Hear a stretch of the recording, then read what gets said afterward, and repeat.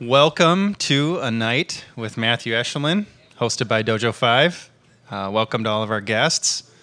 Matthew Eshleman is an independent consultant who has been leading, designing, and coding embedded software for over 25 years.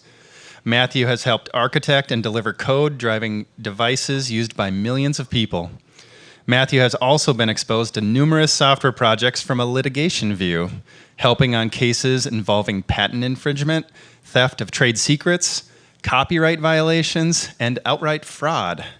He is a senior member of the IEEE and has earned his master's in electrical engineering from Georgia Tech. Please welcome me in welcoming Matthew Eshleman.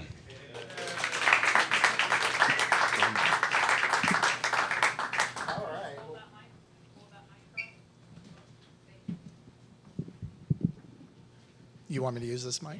Okay. Well, Joe, thank you so much for the introduction. And thank you, Dojo 5, for this invitation, for this event. This was quite a compliment, and thank you. And, thank you for opening it up to the public as well. So that's just really cool. So my understanding is we're going to have a generally open conversation centered around the Matthew test, which was a post from a couple of years ago. And so hopefully everyone's gotten a copy of a survey that I've been working on. So this gives us a hard copy outline of the 15 key items, and also gives us a little meta on a survey that I've been working on, which I'm going to close out this week. So if you haven't submitted a result for a project that you've been involved in, a little QR code that will take you there.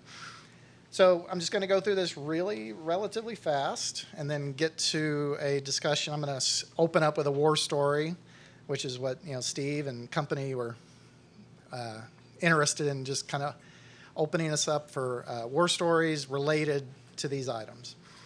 So 15 items. The Matthew test.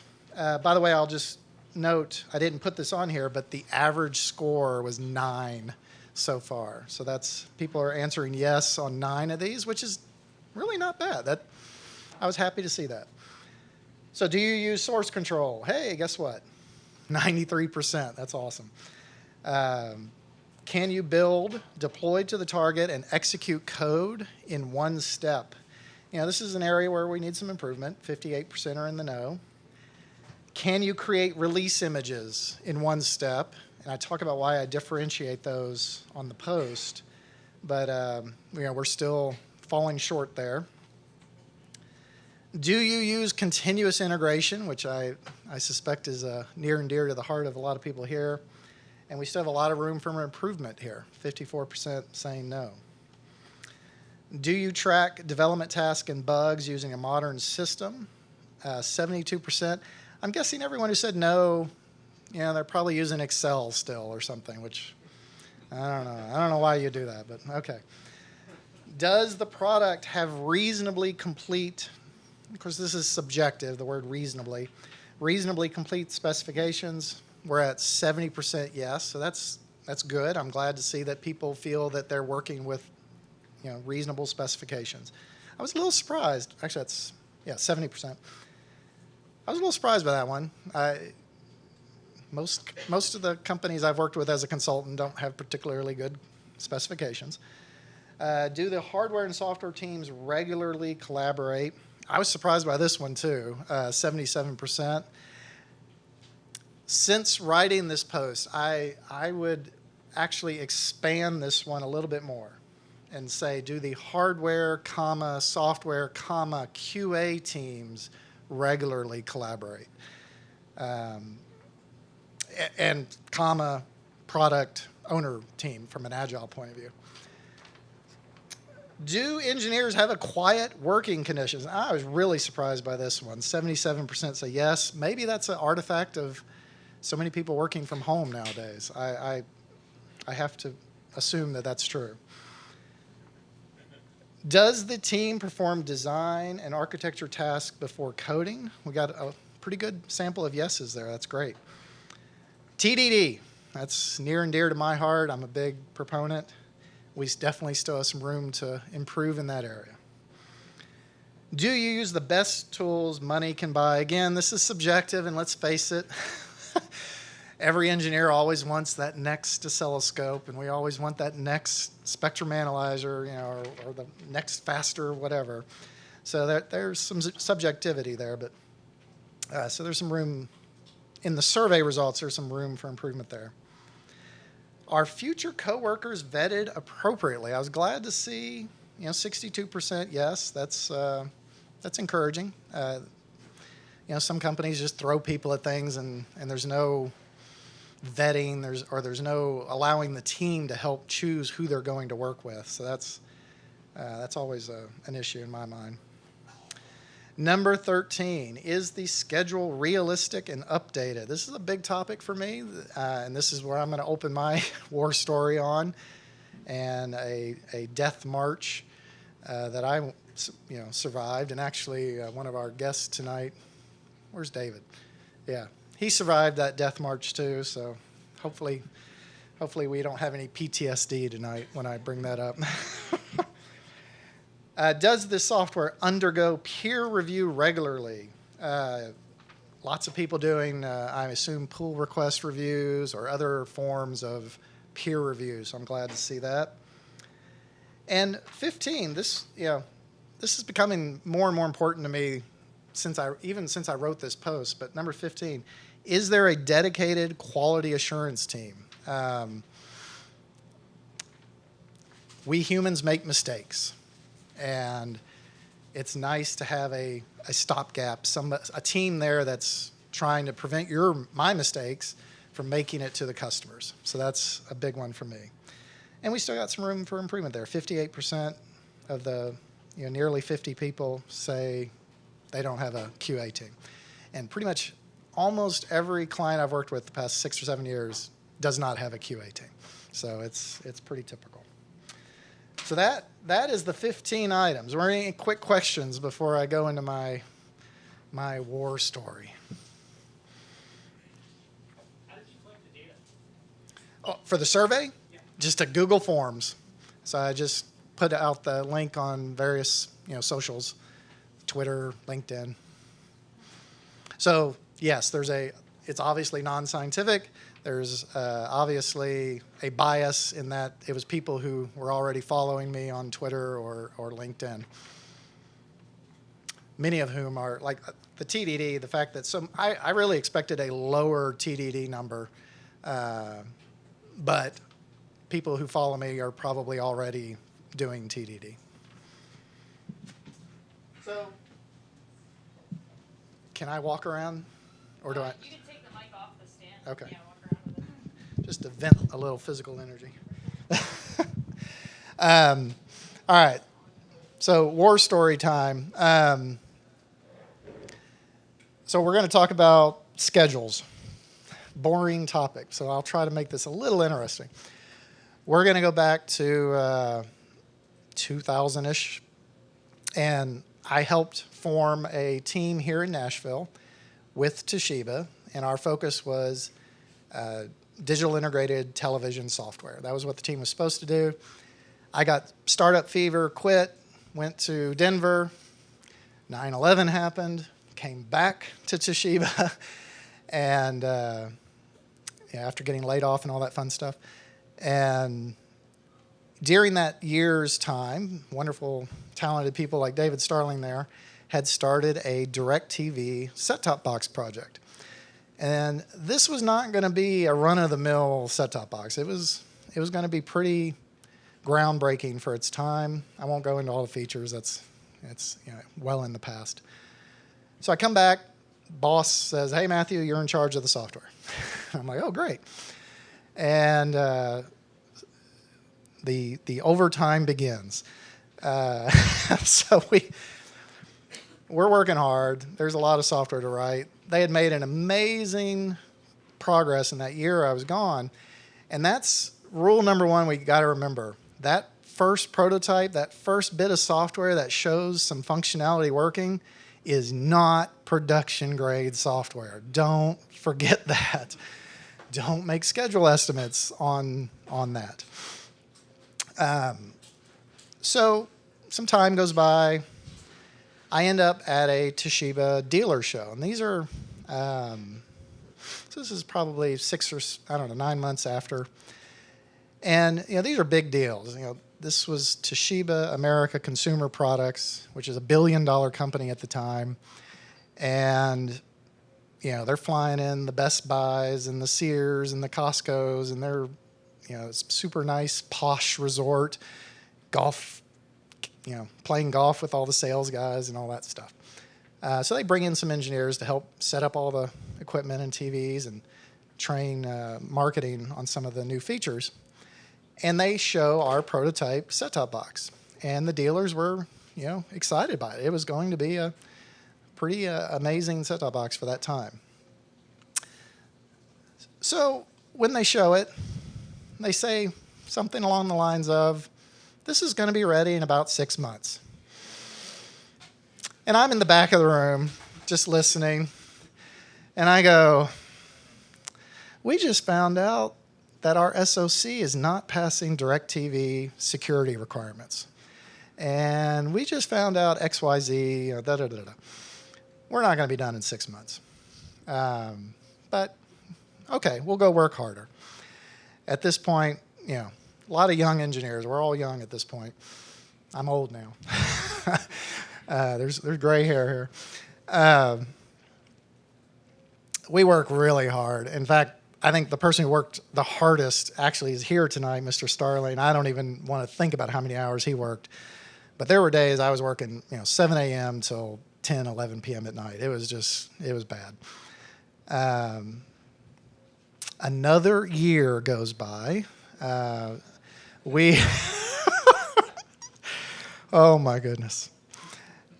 And there's another dealer show. I don't think I attended that one.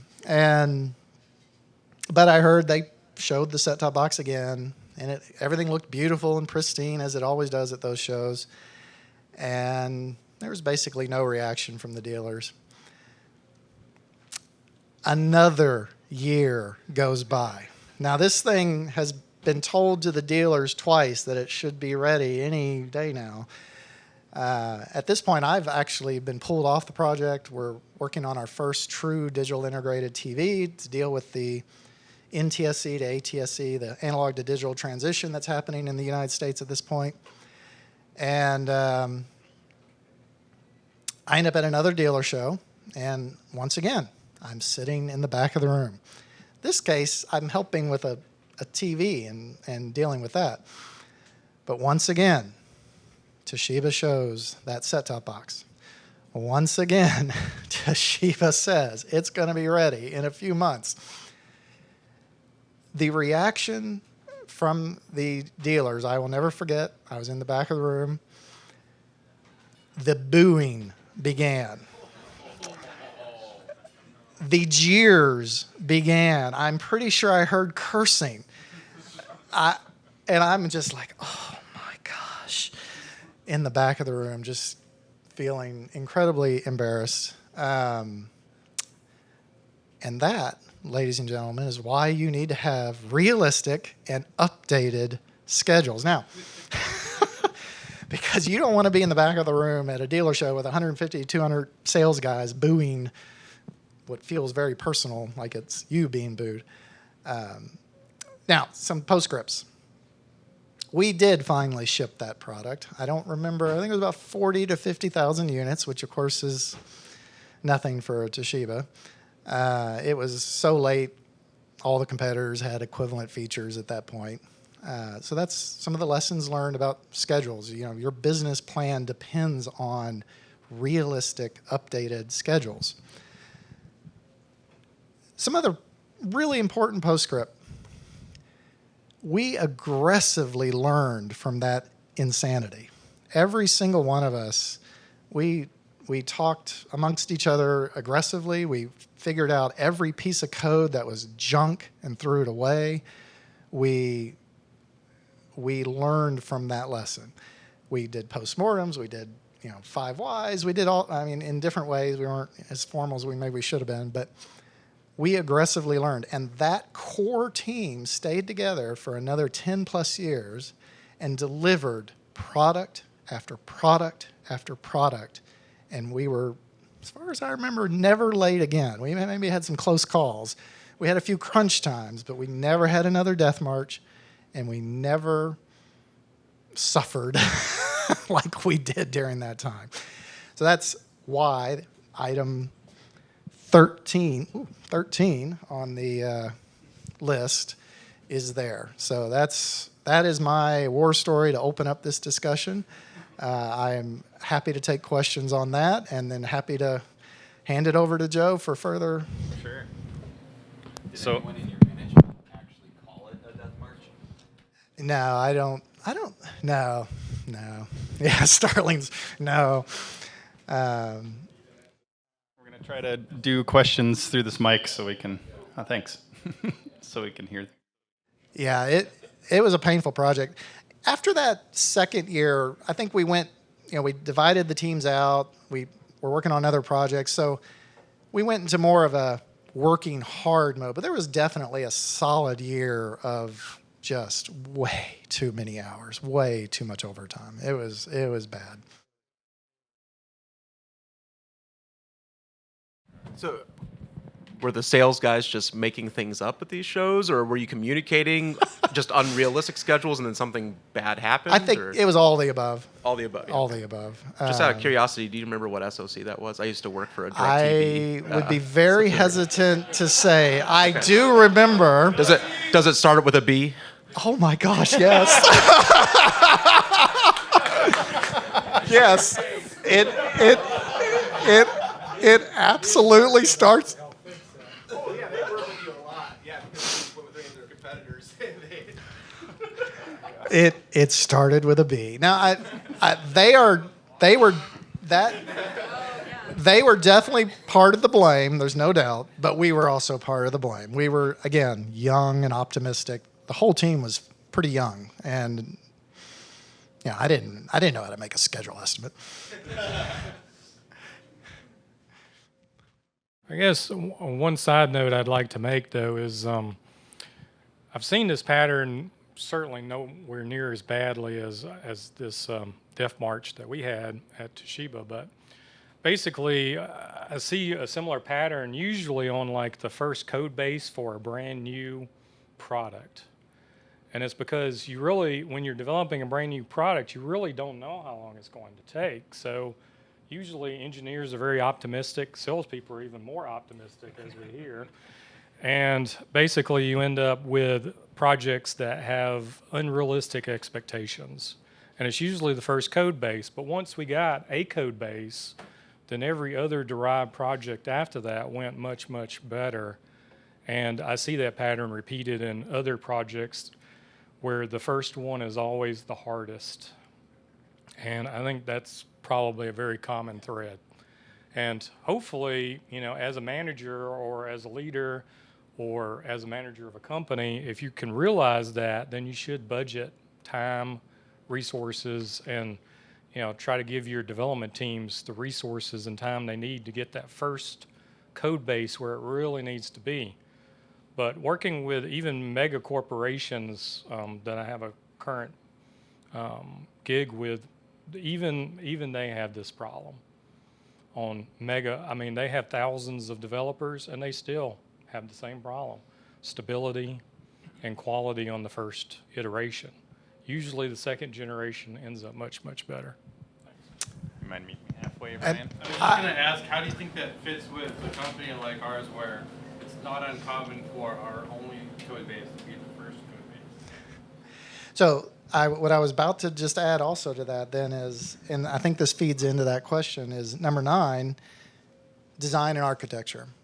Understanding those use cases and feeding that into a design and architecture. The ideal schedule estimate comes after you've done some initial use case gathering, some initial, how am I going to architect this? How am I going to design this?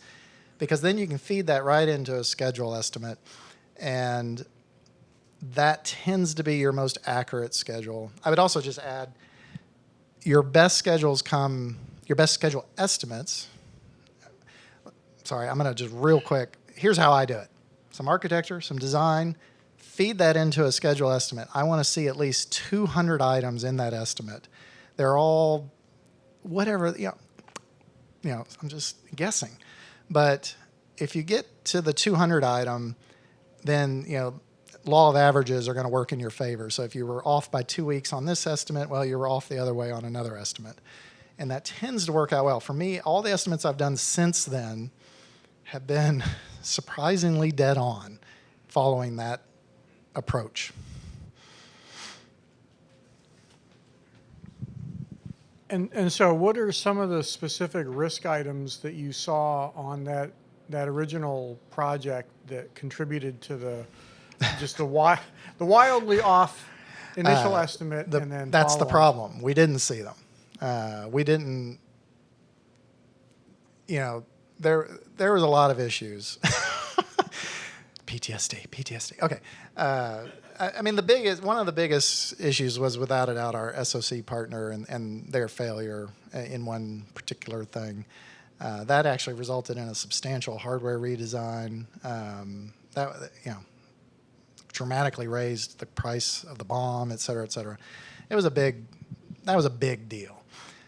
But on top of that, here's a risk item to never forget: third-party certifications. So in this case, we had to go through DirecTV. So they are a third party. We could not sell that box until we were DirecTV certified. And I'm telling you, they had an incredibly comprehensive QA process. Incredibly comprehensive. Even when we proved that some of our competitors were failing tests that they were holding us to, but they didn't hold a competitor to. Oh, that's right. Yes. Anyhow, so third-party certifications was certainly one of the. Whenever I'm dealing with a schedule nowadays, that's one of the first things I ask. Like, do I have to go through a DirecTV? Do I have to go through a Cable Labs, which was a big deal in later years at Toshiba? Do I have to go? Whoever it is you have to go through, it dramatically increases the risk of your launch time being delayed when you have to deal with a third-party certification. So what I find interesting is I worked on sort of the opposite side of this equation. I was working on a video server project, delivering video to set-top boxes, and our target customer was Comcast, and we wanted to sell 1 million servers to Comcast that they would deploy all over, the country and the world. And, we had to pass their Comcast lab certifications, things like, bringing streams online, how many sessions per second could you create and sustain. And so that was definitely one of the big issues that we ran into, is we could not maintain that third-party certification requirement. And that was something that we never addressed until we went into their lab. And so it was never designed in from the beginning. And, other than the fact that we knew that we obviously had to create, as many sessions as we could, as fast as we could, we didn't really have any specific requirement to work to. And that also sounds like where, to some extent, what we also failed to do was to truly sit down and comprehensively understand the DirecTV specifications. We were understanding them. We were digging in, piecemeal as we went along, but no one sat down and said, this is 600, 700, 800 pages of specifications and data processing requirements, et cetera, et cetera, et cetera. I mean, just their requirements for processing time were actually rather comprehensive and challenging. Just stuff like that. So that's also a great way to feed into a schedule estimate. Don't skip that step. If you have to pass, Bluetooth certification, and then you should read that spec that you're trying to pass and look at how many paragraphs and put together a schedule estimate for that. So one of my questions is going to be, if the goal is to, get that schedule estimate out, what would have happened, do you think, on your project if you did know the real schedule and you had communicated that? I don't know. Honestly, we might have that group may not have existed much longer. Yes, there is that. In fact, correct me if I'm wrong, but I have a vague memory that I was told in that year that I was gone, a Toshiba executive flew in to kill the group. And they saw the prototype set-top box and were so impressed by it. The demo basically kept our group alive long enough to finish the product, basically, and go on to develop much better products. So, I personally think even if it means I'm going to lose my job, I want an honest assessment of that schedule. We should do hard things. There's nothing wrong with doing hard things. Make sure you learn from it. But I don't want to put anyone through a death march, for instance. That's just not healthy for your mental health. It's not healthy for your families. It's not a good thing. So I want that realistic schedule. And if that means a bean counter says it's gone, well, that's okay.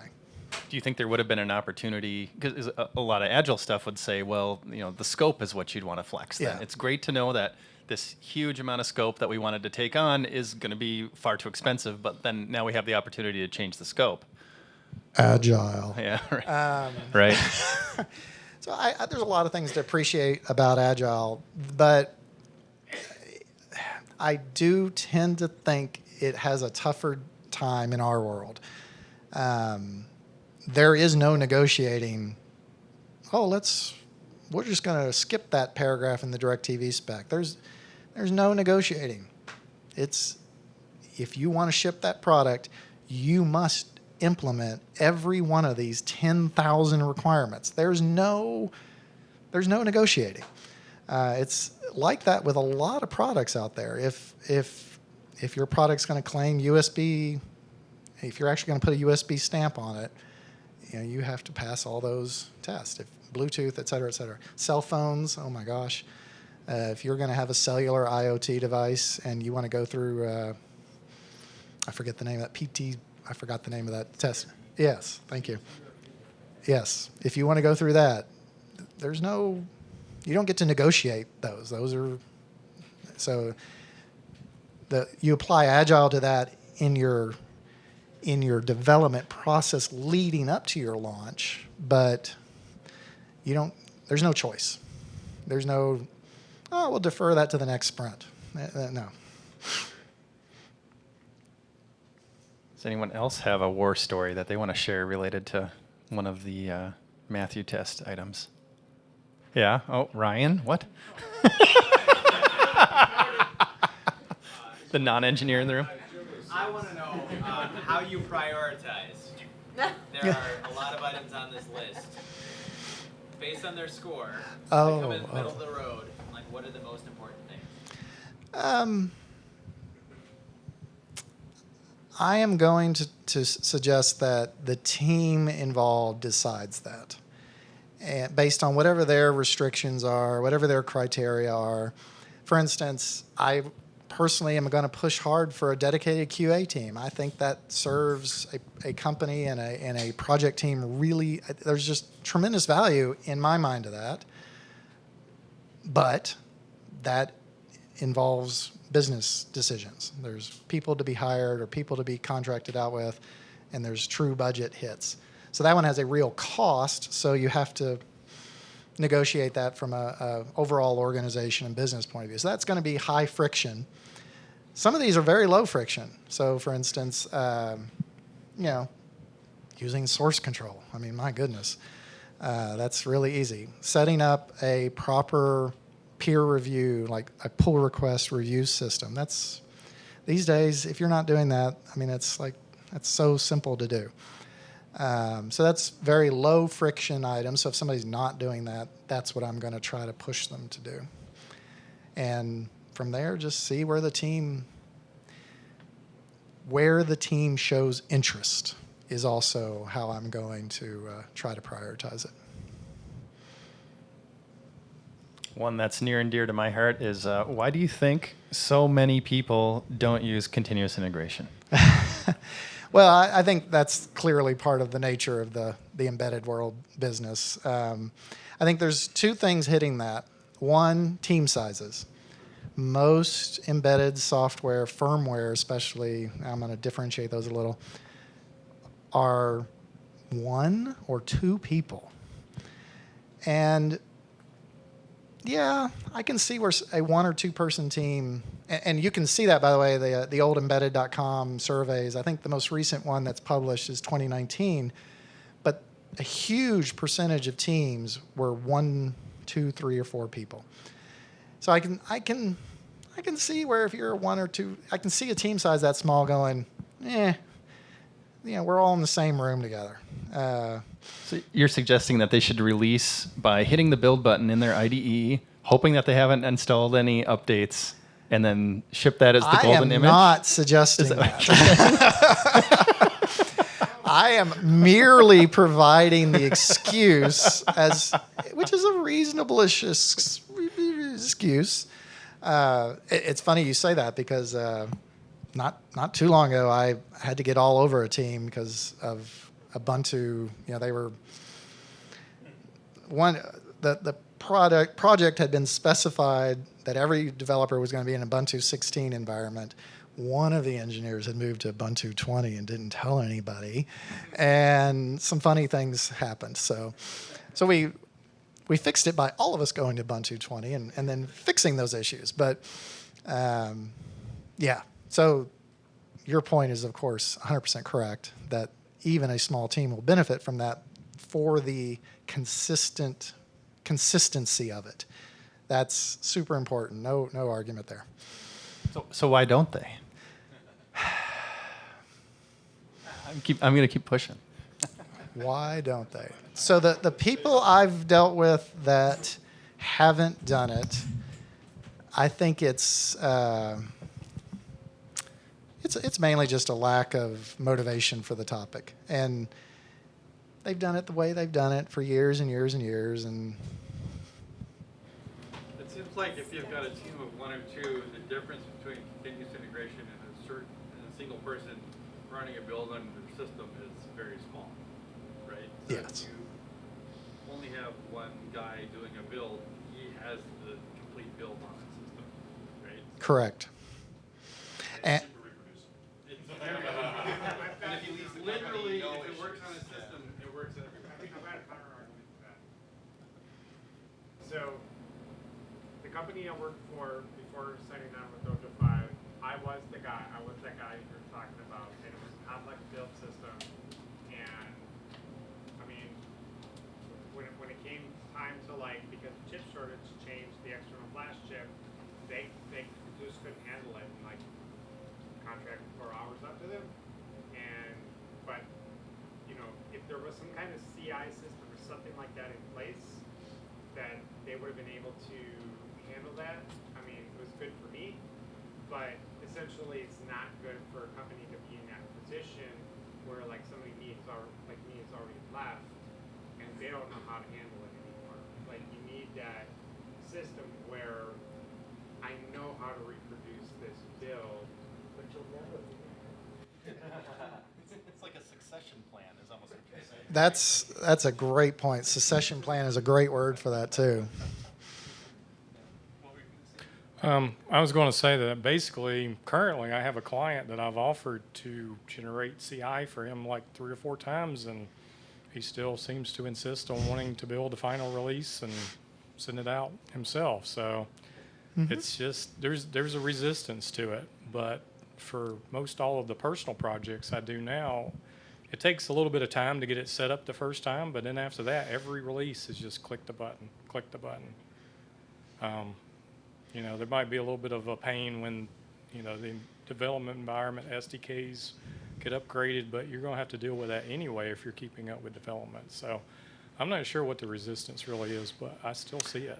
Another strangely. point of resistance is probably in the embedded world, some of these folks are using various proprietary IDEs that don't lend themselves to that. So I think that's probably still, I've run into those a few times. Most of my projects use GCC and whatnot nowadays. But microchips, various IDEs. Yep. What was the other? Oh gosh, IR, IR. Yeah. Yeah. Yeah. Yep. They're getting better. Some of them are trying, but it's slow going. I mean, so y'all are really into CI/CD, which is great. Are y'all running unit tests on that, or what are y'all? How far have you pushed that? Are you doing static analysis? So if you want an idea of how bad it can, or how crazy it can get, I contributed in this very weird consulting thing for 3 years, 500 Java developers on a code base, 15 million lines. I had government authority. It was weird. I can't get too deep into it. You already started. Well, they were in trouble with the federal government. Now you gotta go deep. No, I can't. I really can't. But the point that's really interesting in this case, when I started, it was a 5-year thing. I came in at year 2. Their DevOps CI pipelines were just rudimentary. By the time I left, as I just kept poking, they had just incredibly extensive static analysis and I suddenly forget what that was called. Anyhow, a form of unit testing that ran on each pull request. Their daily build took 10 hours, which was another problem I was trying to help them on. But it was a massive code base, and most of that time was all the tests. Unfortunately, their unit tests weren't really unit tests; they were integration tests because they needed a real database connection because legacy code and all that fun stuff. So that's how bad it can get, or how crazy it can get. We don't see that in the embedded world, generally speaking, thankfully.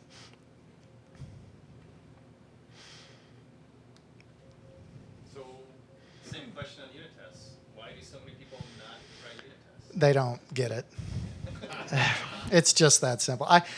James Grinning, I'm sure all y'all know him. He was in Nashville, but pre-COVID, and thankfully I got to share a beer with him and talk about it. And I was like, "So how do you convince people?" And he's like, "Nope. Once people get it, then they learn and then they do it. There has to be a little bit of a eureka moment."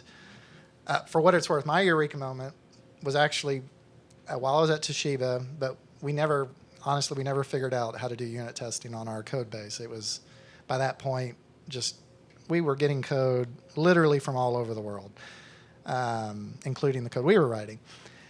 So I had attended a conference in California. It was like a software conference, and literally I think that's all it was called.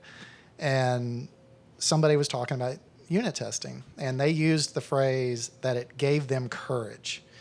And I got it, because Starling will remember this. As we were approaching mass production deadlines for our various builds for our various televisions, we went into a serious paranoia mode where we already did continuous code reviews. It was a manual process back then. But then we would say, okay, not only does whoever works with you to do reviews, now you got to add a senior. Now you got to add a project manager.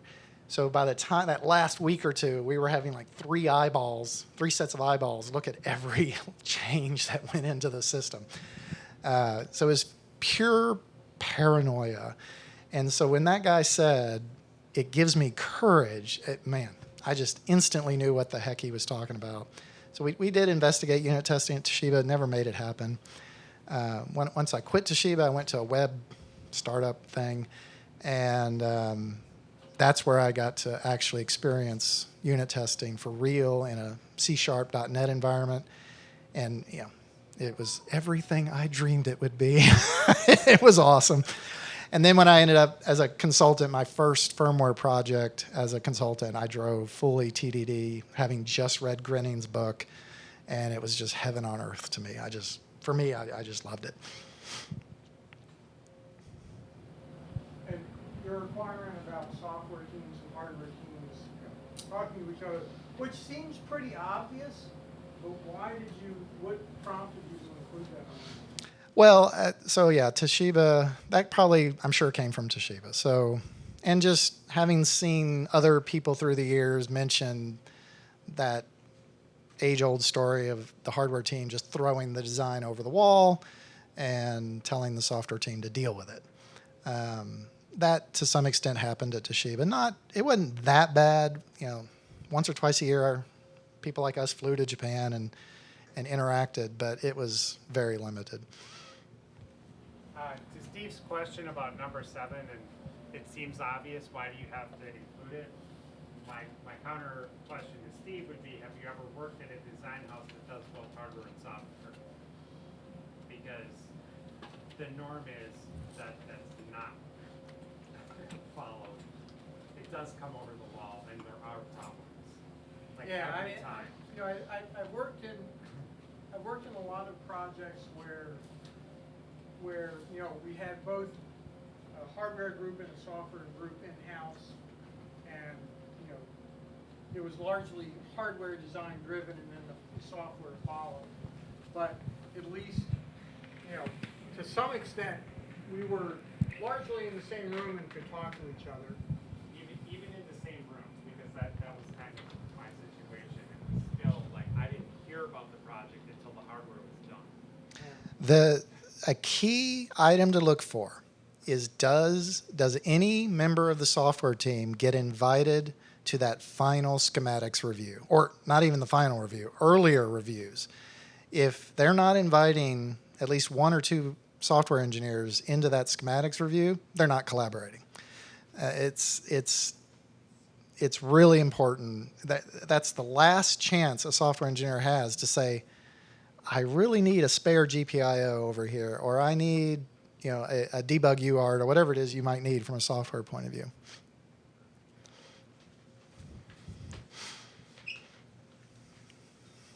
Regarding number 8 and just generally work conditions, can you describe your ideal work conditions and how you take breaks, how you limit your time, and where you find you're the most productive in terms of your work setting? Great, very interesting question. Okay, I am spoiled.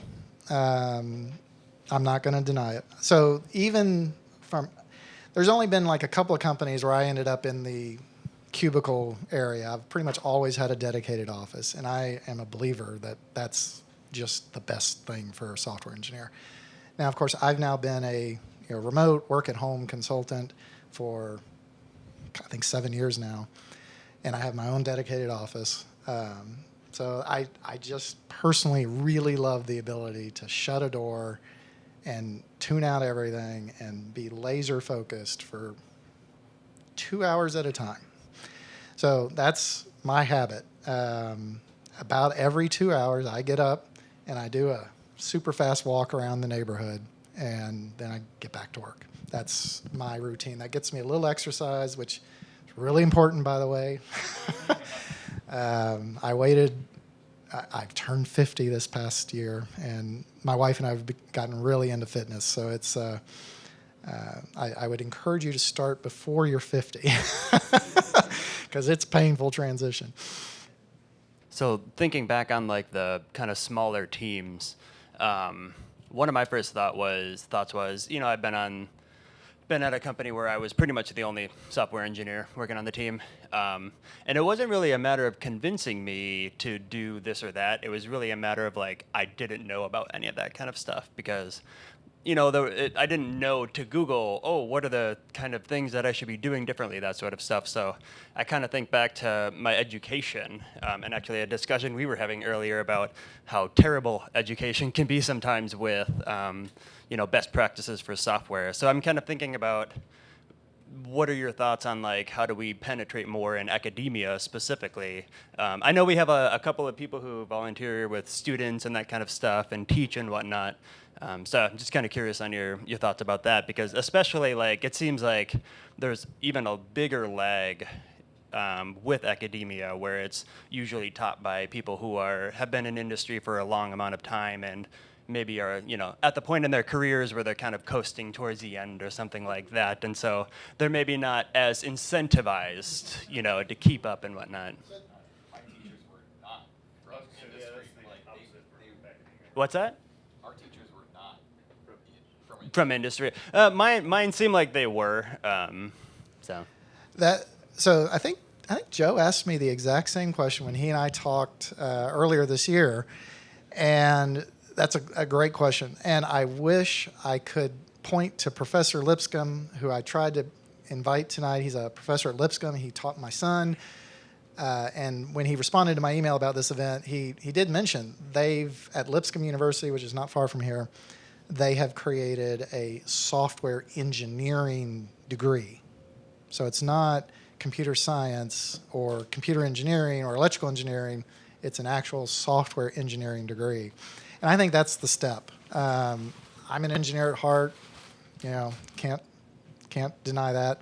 So I tend to think that means you need some processes. You need to study those requirements. You need to have some upfront design. We don't want to go crazy on that, I know, but that's the engineering mentality. And then on top of that is all these practical things like how to use Git properly, how to set up a CI, how to set up Jenkins or whatever it is you want to set up. I don't know if school's ever going to teach those things. They don't have time. I mean, you think about everything in a modern engineering degree they have to shove into your brains in 4 years. It's tough. And so I don't know. But hopefully we'll learn more about these software engineering degrees that are popping up. Oh, let me add a footnote. I did a kind of half-day training a few months ago, and most of the people in that room were older engineers. They had one guy who was a fairly recent grad, and he was the only one who knew what I was talking about.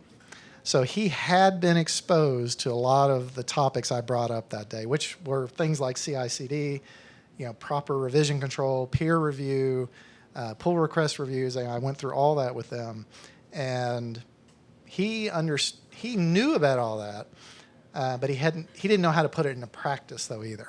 So.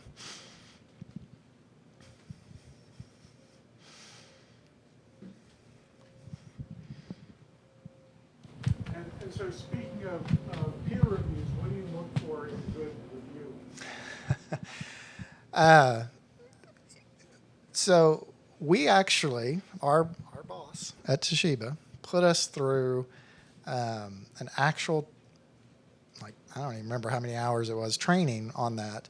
The number one thing I took away from that, and I still try to remember that to this day, is don't use names. Never say, Matthew, why did you write this crappy code? First off, that's obviously no good. You say, why isn't this checking for null or whatever? Or not, you don't even do that. You say this should consider checking for null. So there is a level of politeness that needs to be considered. Don't use names. Always talk about the code, not the person that wrote the code. That's really the number one lesson I took away from all that.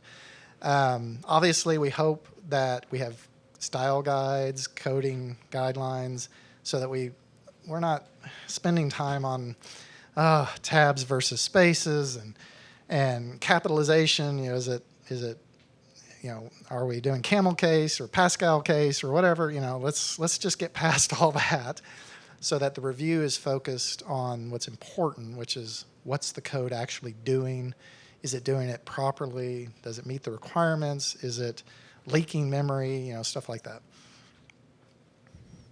So I would say the prerequisite to a good code review is style guides, guidelines. And you really want to amp the game, we go back to our CI/CD, and that pull request isn't just a pull request that goes to humans. It goes to your CI system as well, which does static analysis, et cetera, to find out what those things that humans might miss. I almost go so far as to say that the two are on the horn. It starts with good hiring. Like, if you don't hire assholes, you won't have assholes being assholes in PRs. Just wait till I review your code.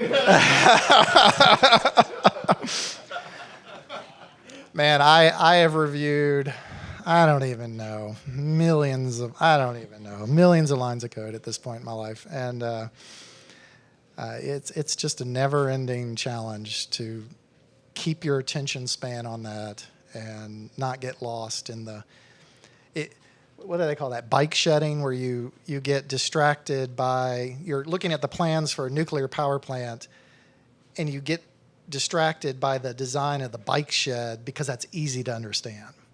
And that's something we want to try to avoid during a code review too. To Brian's point, my question is regarding number 12. Are future coworkers vetted appropriately? Yeah. Can you talk more about why that came about and maybe some best practices about finding not assholes to work with? So, Did you write that? well, you do have to remember, I was, of course, keen off Joel's test, and he phrased it, do developers write code or something like that during an interview. And I didn't like that, so I modified that because I've done that. And I personally don't find it to be a fun experience for somebody to hand me a random laptop I've never used and tell me to write a darn linked list again. It's like, come on. So, yes, find out if they know how to write code, but that shouldn't be the primary focus because we are going to be working with this person hopefully for many years to come. And so there is a personality thing. Between Starling and I don't even know how many people we've interviewed through the years, hundreds, many hundreds. We found a unique question that bore amazing fruit, and we would ask it as one of the last questions in our phone interview at Toshiba. And it went like this. Let me get this straight. What would you say if I told you that you were not qualified for this position? Now, you're testing 2 or 3 things here at once. You're testing, were they paying attention to your question, which was a hypothetical. It was not, I'm not saying you are, I'm saying, what would you say if I said? And you're indirectly testing their ability to deal with criticism. And I am telling you, boy, did we get some surprises. I mean, there were people who all the way to that question I would have hired, and bam, what do you mean I'm not qualified? What the heck did you just spend? I mean, you never knew what you would get. And we had that happen enough times that just became one of my golden questions. So if you ever get interviewed by me, now you know.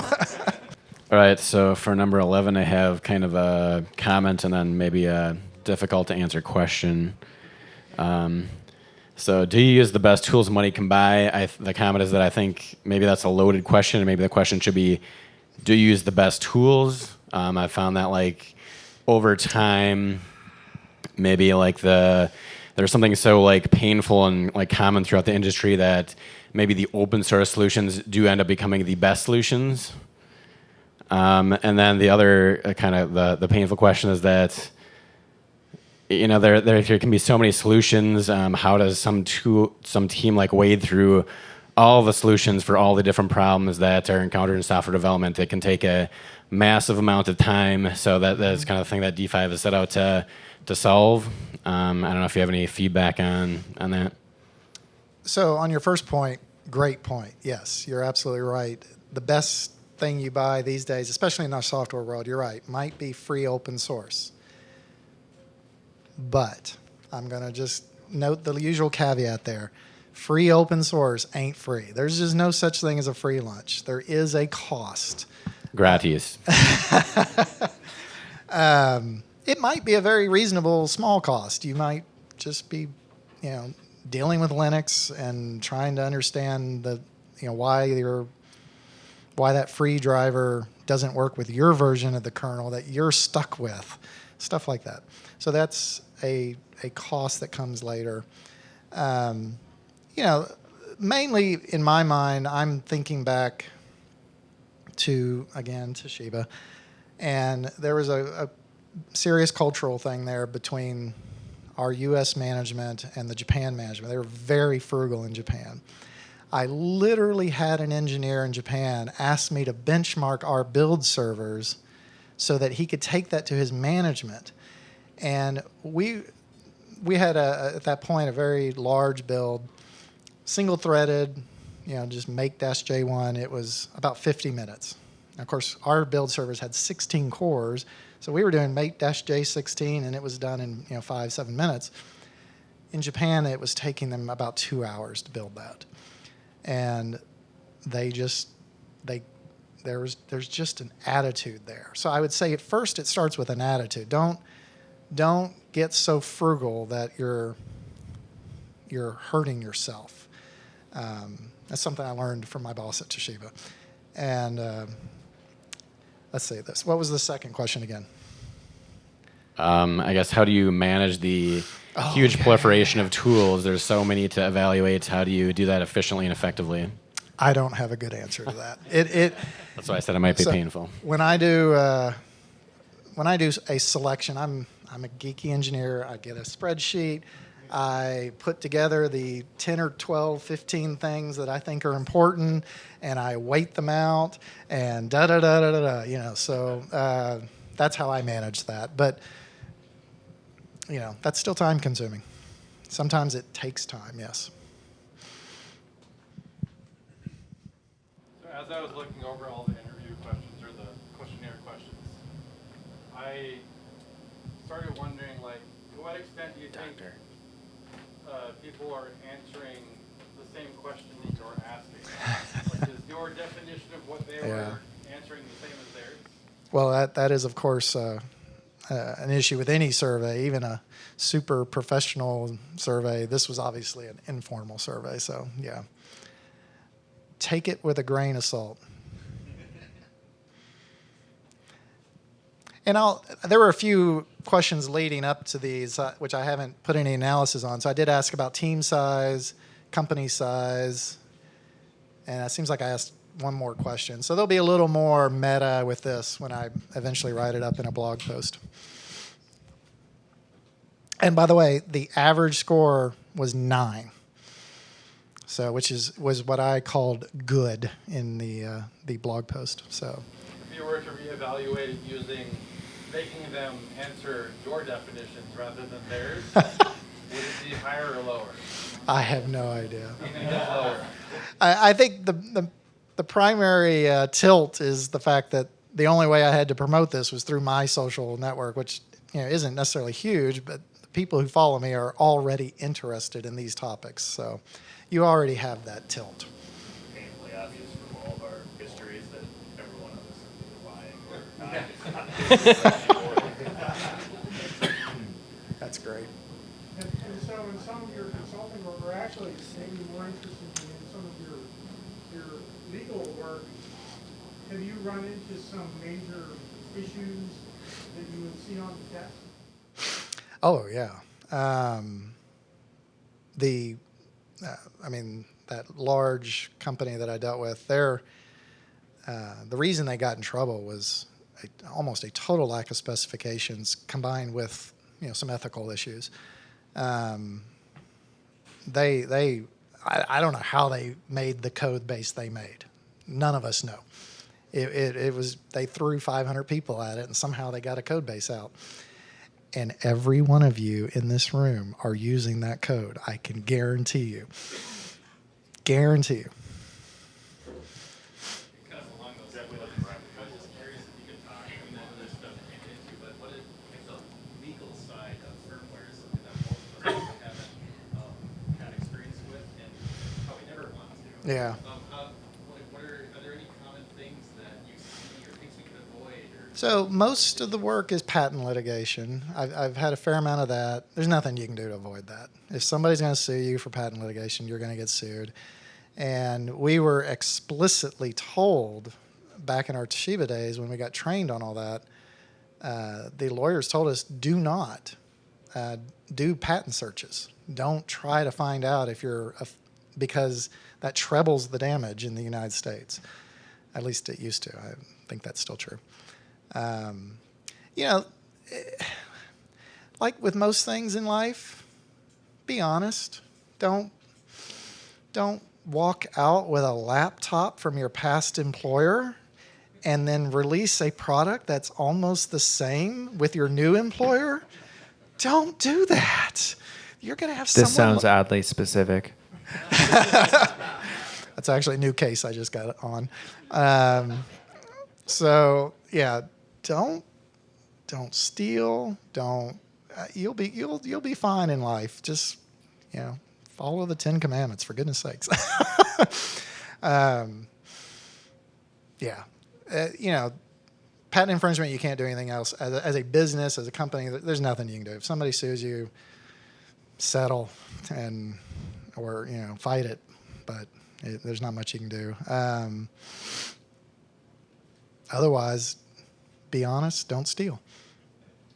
So I have a question here. So I've had 2 jobs prior to D5 where management was, think of the negative for each one of your 15 here, and that's them. Yeah. How do you convince management that, I need CI/CD, I need TDE, or I just, I need this Sager tool, it's $500, but instead of this, I don't know, ST-Link, which is 20 for whatever. I don't have a good answer. There's a lot of different views on this. I literally was asking questions like that to Grinning about TDD, and it's almost it really is almost where, let's say you're addicted to something, and you have to choose. You have to have that epiphany moment, and you say, okay, I am not going to eat junk food every day for the rest of my life, or whatever it is, beer, alcohol, drugs, whatever. You have to have that epiphany moment. A lot of those managers have to have that epiphany moment. I really have just come to that conclusion, and they have to. And unfortunately, what happens in a lot of cases is something very painful happens, and then this company, I ended up on that weird consulting project. Something very painful happened, and they had to change. And then they fully embraced all of these best practices. They really did. It was pretty amazing, but something really, really, really painful happened. So you're saying the answer is lead pipes and kneecaps? Yes. Again, they're humans. Unfortunately, we're really bad about putting off fixing something until the roof's leaking, and then we fix the roof. That's just human nature, unfortunately. So there's an uncomfortable silence just now, so I'm going to ask a not related question, which is where do you think patent system fits in with? So I'm an open source Kool-Aid drinker. Yeah. So that's my sure. bias.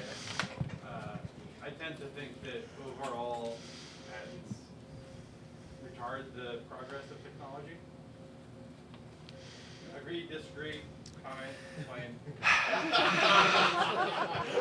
Oh my goodness. All right. Yeah. So I've now looked at a lot of patents in different contexts. I have several patents to my name. I can tell you that most of those are fairly goofy.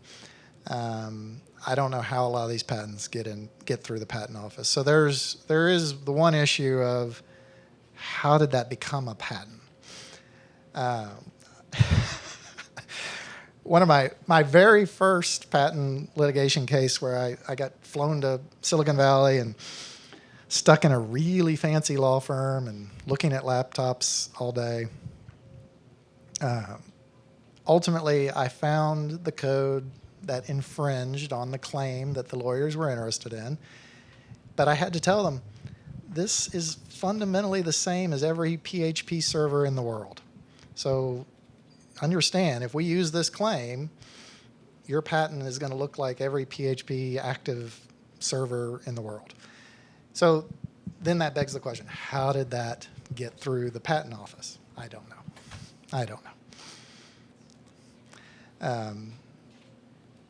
It's an interesting problem. So I feel sympathies to patents in that I think if somebody spends years and years and millions of dollars or whatever developing something truly new and novel and unique, yeah, I think as a society it's a good idea to protect that for 15 years or whatever it is these days. But the patent office, like most government bureaucratic things, isn't always at its best. So they let a lot through. To stay on my hobby horse for a while, the problem I think is, as I understand the original intention of the patent system was that, yes, you get this benefit for 15, 14, whatever years it is, but in return you're giving up your secrets, right? Yes. But that doesn't really happen anymore, right? Like, how often is it you can actually reproduce someone's technology based on the patent you put in? It is interesting you asked that question. So I was on a large trade secret case. 2 companies basically divorced, and very messy, very expensive. And anyhow, one of the issues that we had to go through was separating the fact that one of the companies did have patents, both companies had patents, and there were trade secret claims. So separating that out very diligently and expensively was a big part of our task. So the patents do disclose things. I mean, I had to read all the patents involved in that case and opine on them, and with some effort, you could have reproduced the systems. But that doesn't mean every detail was revealed. Correct. And that's where trade secret law comes into play. And I'm not a lawyer, so don't take this as gospel. I've got a question about Git back here. Sorry. Oh, yep. One thing I feel like I haven't seen a whole lot of attention paid to is really organizing your Git commits themselves. I'm kind of curious if you, in your personal life or in your evangelism, if you push for using Git commits, kind of trying to make an art almost out of using Git commits, or if it's kind of maybe an afterthought, I guess. If it kind of makes sense what I'm getting at. What do you mean by Git commits? Git commits? Just the act of committing? The way that you organize your commits in, say, a feature branch. Do you do anything to facilitate, your own development process or especially when it comes to review time? Oh, absolutely. So I would generally advocate you should be on a branch, however you want to call that, feature branch, bug fix branch, whatever. This should not go on for weeks and weeks. It probably shouldn't even go on for more than a week. I don't care how many times you commit to that branch. Some people get really religious about that. I personally like to commit to my branch as soon as I have something that builds and does something reasonably significantly better or new. It may not be done, but I like to capture my intermediate steps. Then when I feel like, and I'll push that up to the server, but I won't open a pull request on that just yet. Once it's at the point where I feel like it's ready for other eyeballs and it's ready to merge into whatever the active development trunk is, then I open the PR.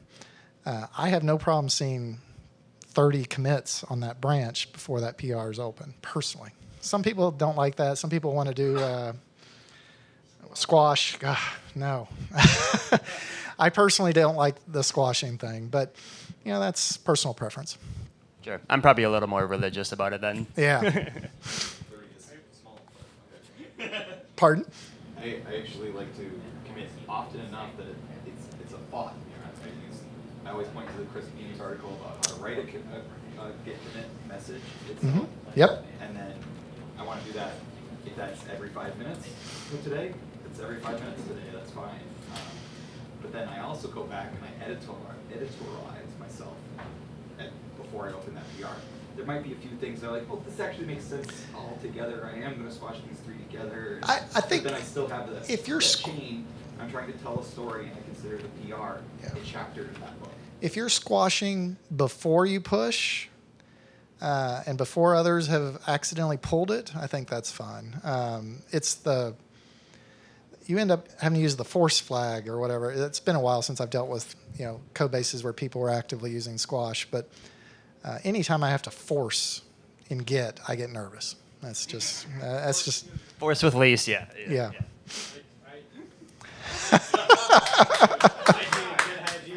This is actually just got taught me because I had to rebase on something he rebased. It was a pain in the ass. I learned how to use rebase onto, which is the best fucking command of all time.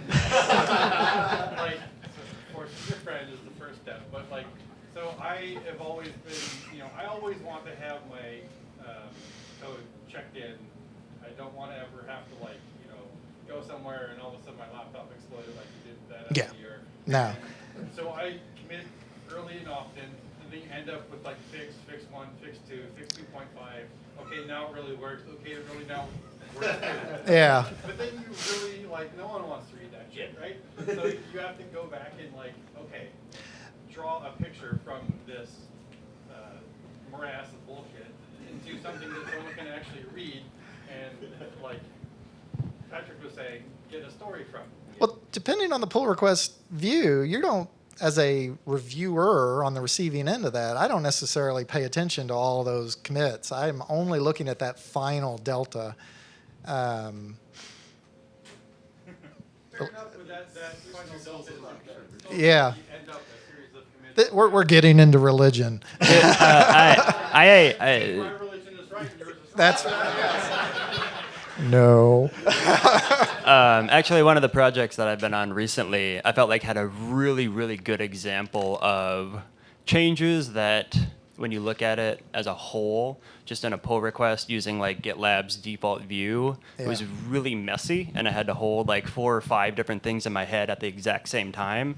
Whereas when I went back, and I spent probably the same amount of time doing rebasing as I did actually developing, I was able to split those apart and tell more of a story so that I could look at each step in isolation and see, oh, okay, this commit itself may have changed a lot of stuff, but it's a copy and paste or something like that.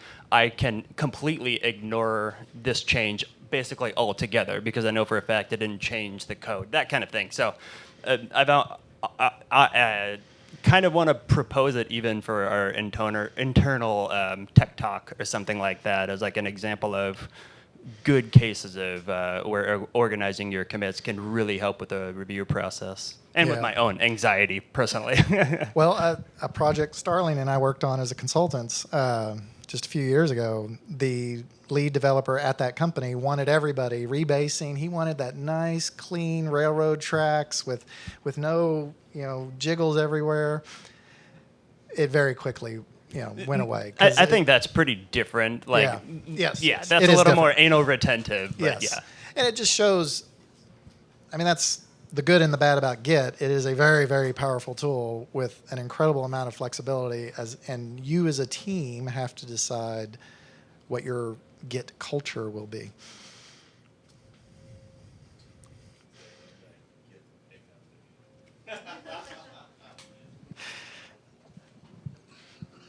Who hasn't asked a question yet? Who should we force to ask a question?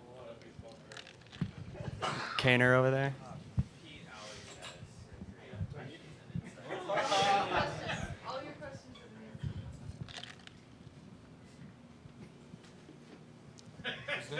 Pete, yes. I honestly don't have a question. You absolutely do. What is your opinion on how to properly do a Git force? Don't do it. Avoid it. So we already talked about the best tools money can buy question. Yeah. But when I looked at least the snapshot of your survey, that is the lowest score. Was it?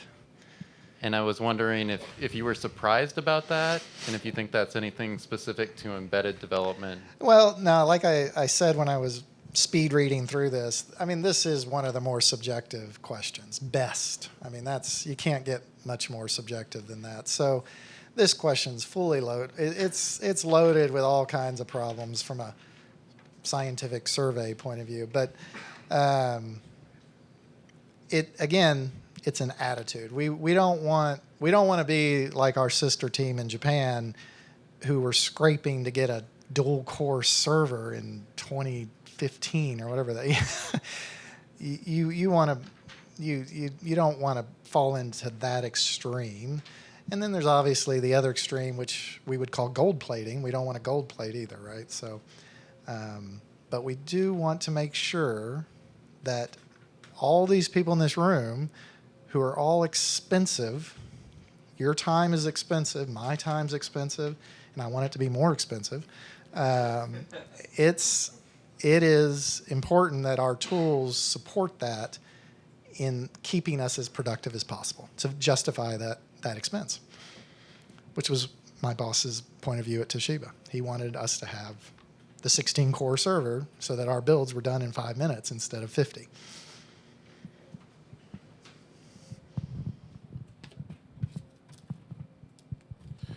So this question is about item 9, design and architecture before coding.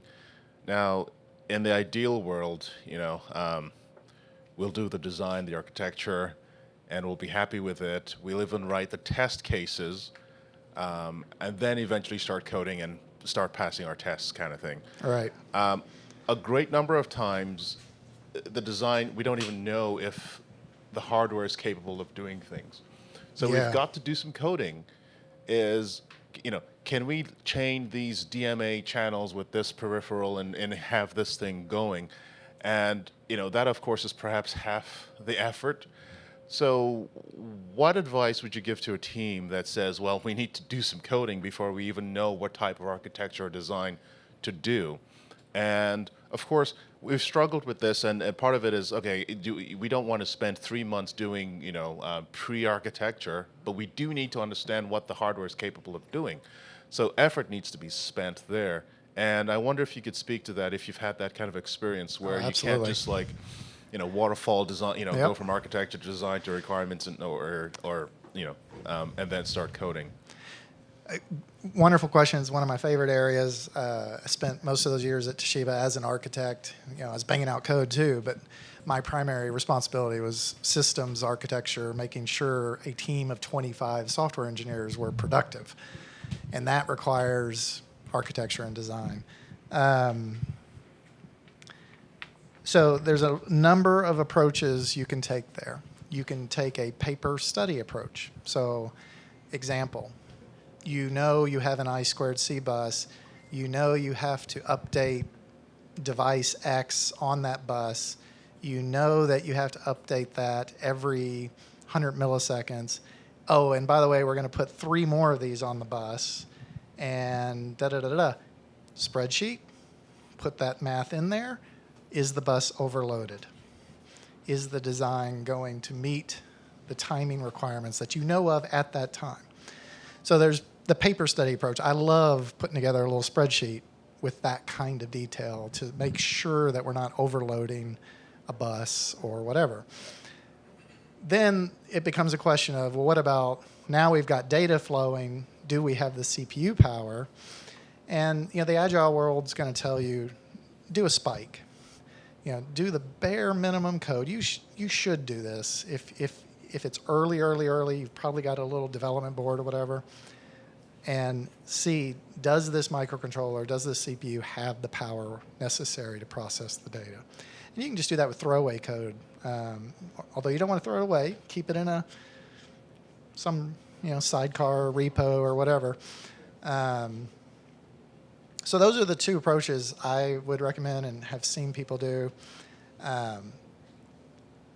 Believe it or not, I have found 90% of the time I can answer the question with a spreadsheet. Most of the time. I've done that multiple times for clients, and it works out great.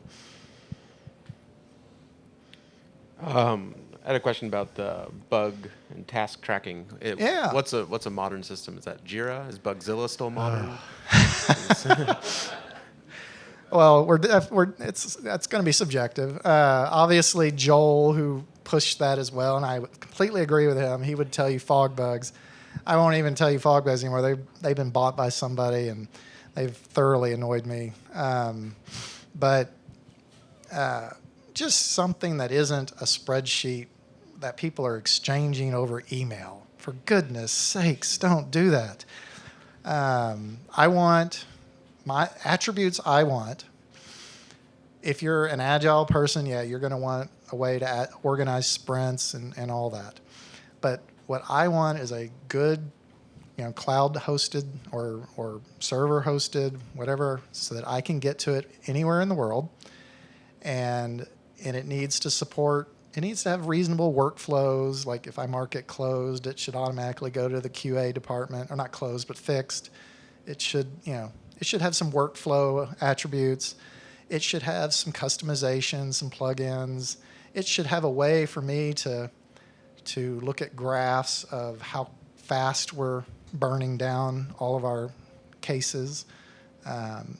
Those are the attributes I tend to look for. Pretty much all of them have all that nowadays. Jira is, as I said in the post, and I still feel this way, I almost like Jira. I just can't quite decide what it is about it I don't like, but it's an odd system. So I drank the TDD Kool-Aid a while ago. The which Kool-Aid? TDD. Oh, yeah. So I'm interested in your opinion of the relationship between number 9 and number 10, architecture and design before coding, and TDD.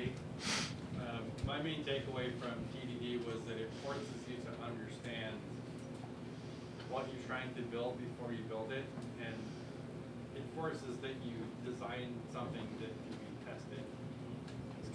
At the end of the day, what it really meant for me was making sure that you have a firm understanding of your requirements. Yes. It's absolutely. And it seems like there's some interesting, I don't know if it's a feedback loop or what, between architecture and design. So there's a lot of different kinds of architecture, right? There's this big picture architecture. Are we using raw threads, or are we going to listen to SAMIC and do only active objects? Are we going to have a clean driver level versus services versus app? Those are the big picture architecture things I still think need to be more or less decided in advance. And because that then feeds into the modules, the classes, et cetera, et cetera. The other thing TDD does for us is then it can push that design, because of course some people call it test-driven design, not necessarily test-driven development. Now you're writing that test and you go, well, how the heck am I going to know if I flipped that GPIO at the right time?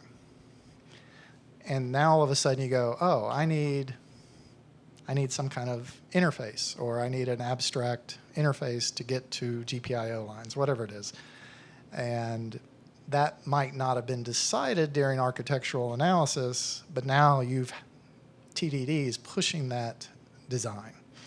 So I do tend to think you need an outline at least. You need some big picture decisions, right? Are we doing this in C? Are we doing this in C++? That's going to impact your architecture. It's going to impact the team that's working on the project. And then you need to decide, really important questions about, especially threading. Threading tends to be one of those things you really need to think about a little bit in advance, and then how that feeds into the modules. And then let TDD create those smaller architectural elements down at the module level, the details. John has a question right here. Yeah.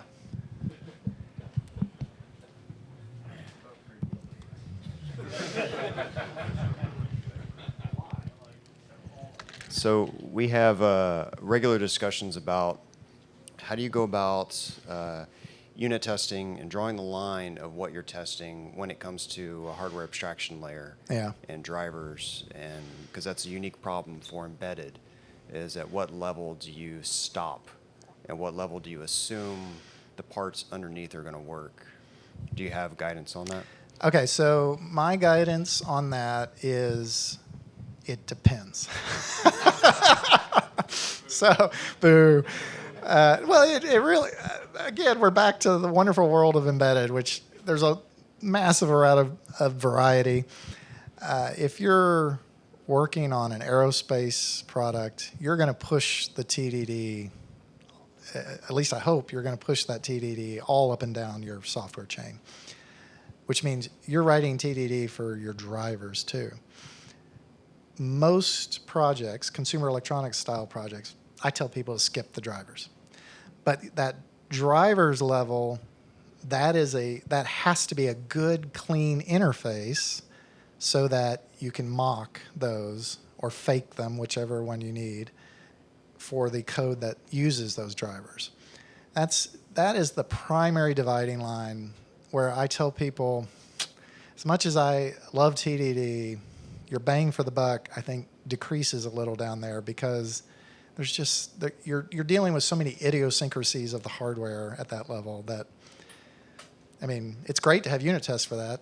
I'm not saying don't do it, but if you're looking for a bang for the buck type thing, let's absolutely unit test the dickens out of that app layer, that primary controlling state machine or whatever it is that's driving the device.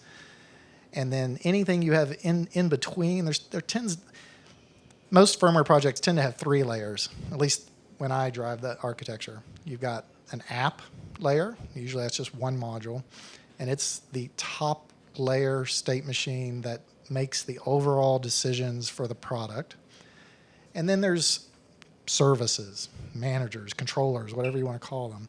So you might have a module, like an active object, for instance, that's in charge of the cellular device and keeping that device up and running correctly so that you can send packets, whatever it is.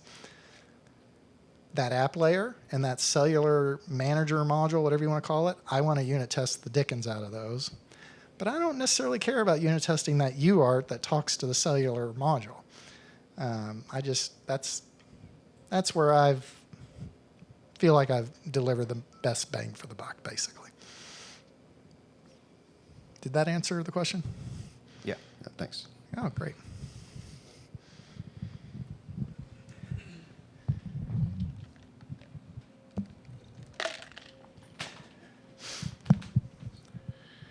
Not listed here, but I'm always when I'm in a new project, either designing or looking at an existing project, I always wish there was better documentation. Yeah.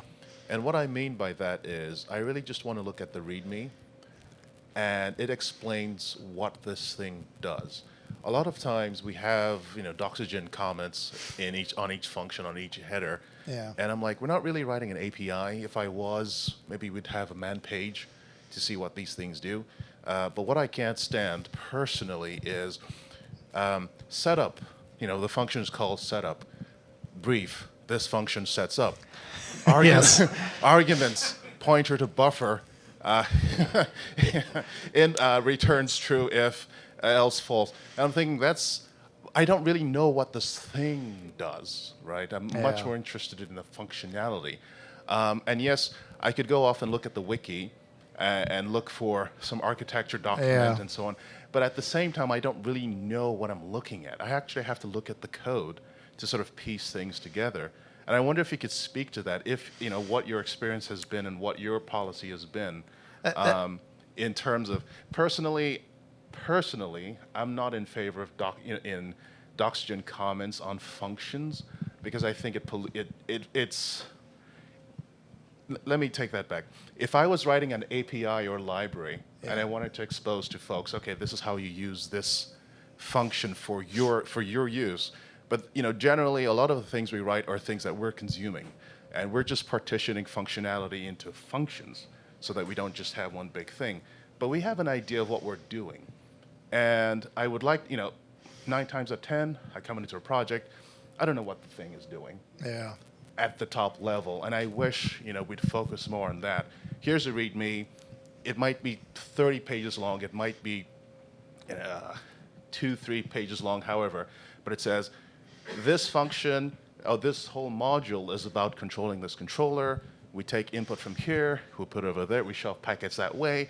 There's an interrupt thing going on. This is a DMA chat. This is how we chain things together, and that's far more useful to me than setup or return this function.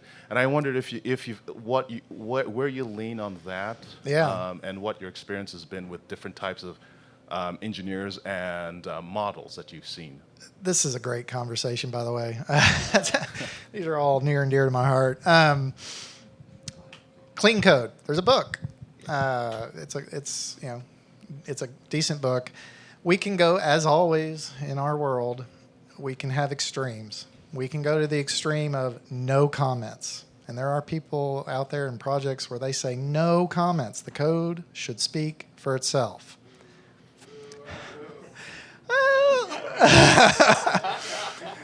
Now, I don't agree with that, obviously. So, and I could see where you could get away with that. Having lived a year and a half, almost 2 years in the web world, you could probably get away with that in a standard C#.NET backend server thing. In our world, I have to know why the heck somebody tweaked bit 4 of register 5, and I don't know why they tweaked that bit.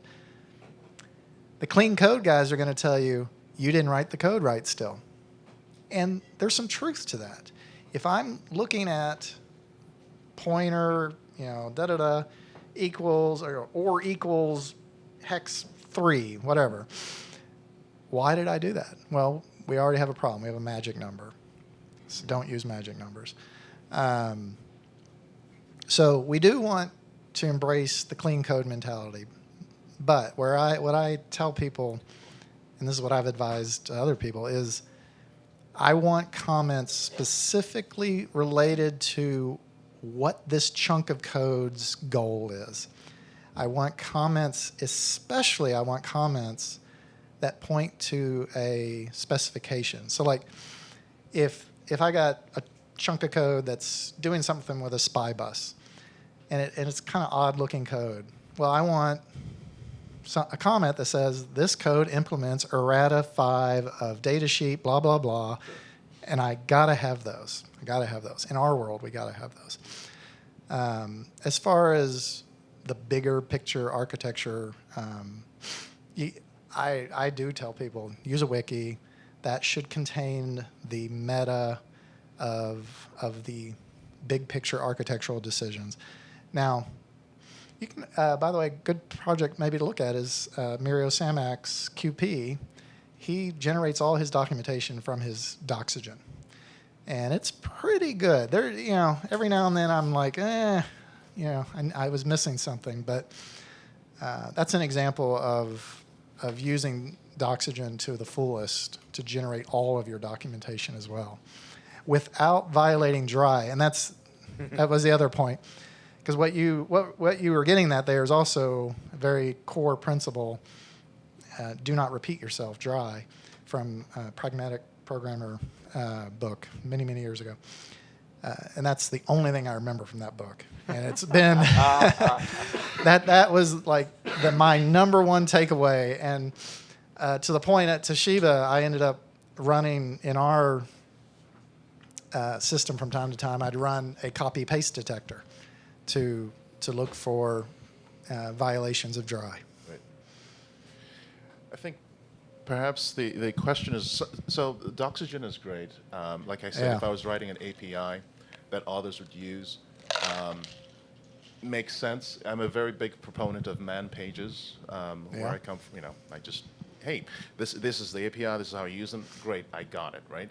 But I have a feeling that when I go through Doxygen, documentation, I can't see the forest for the trees, is basically what I'm saying. What's this whole thing doing? Yeah. Yes, I know what this function does, and it's very well explained. but how does this what is this, this is a small part of this overall picture, and I couldn't tell you what the forest is. It's doing something, and every little piece is well documented, but I don't know what this thing is doing overall, and that's I think the primary focus of this question. Yeah, I tend to do that via a wiki these days. That's what I tell people to do. Once upon a time, I used Visio and Microsoft Word and all that to have a architectural document, but that's hard to maintain. Let's put that out there. Does anybody else? What are other thoughts on that? Yeah. So I just want to echo Juan's comments about you can have the fullest description of the trees possible, but it doesn't tell you what the forest does or is about. And that's like my criticism with the Doxygen-only approach. I haven't seen Somix, QP Doxygen. Maybe it's really great, but in my experience, no matter how good the Doxygen is, I don't get a picture of the forest. Like any and every Doxygen documentation that I've read, I'm basically reading a header file, right? Because it's exactly what the header says. This function called this takes into account. There's a lot of magic to Doxygen that can improve that. I am not as familiar with that. Samix is the best I've seen, but I agree it's probably still gonna miss some of the forest more than you'd like. There's a disconnect if you're only using Doxygen to comment on only the functions. Like you're missing the file comment, something that Doxygen allows you to do.